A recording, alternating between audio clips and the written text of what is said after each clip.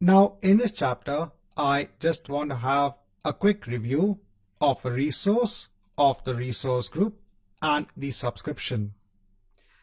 So the resource is what we have just created in Azure some time back. So all of these are separate resources on the Azure platform. Now each resource is a part of a resource group, and this is the logical grouping for the resources. A common question I get is, can a resource be part of multiple resource groups? And the answer is no. A resource can only be mapped onto one resource group. A resource group can have multiple resources, but one resource can only be mapped onto one resource group. Another question I frequently get is, can a resource be part of multiple subscriptions? So again, remember that your resources have to be part of a subscription, and this is used for billing purposes. So again, here the answer is no. A resource can only be part of one subscription.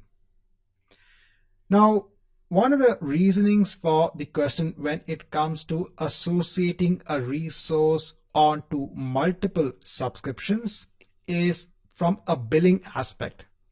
See, sometimes companies might have different departments, and these departments might be hosting their application on, let's say, the same virtual machine.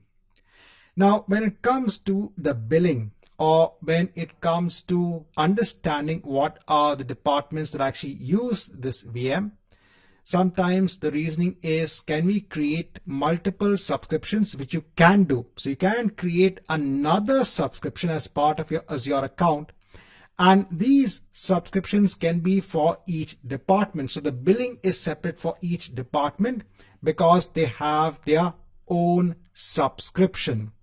So that's one of the reasonings as to why students will ask, can we map a machine onto multiple subscriptions? Now, since you cannot do this, one way is to make use of resource tags, and that's something we'll see in a later on chapter.